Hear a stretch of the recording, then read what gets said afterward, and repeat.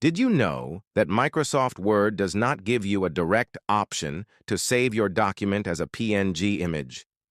But don't worry, I'll show you an easy step-by-step method to do it in just a few minutes. First, open your Word document and select the content that you want to save as an image. This could be a shape, a text box, a picture, or even a combination of things. If you want to select everything on the page, just press Ctrl+A on your keyboard.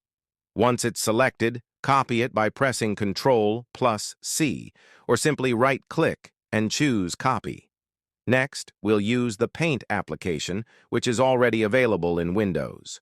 To open it, press your Windows key and type the word Paint, then click to open the app.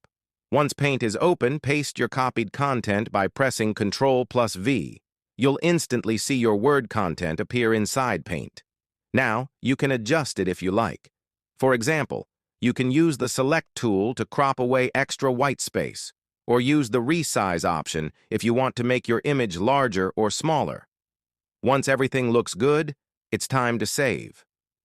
Go to the File menu, choose Save As, and then click on PNG Picture.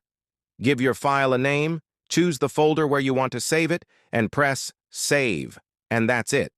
You've successfully turned your Word document content into a PNG image.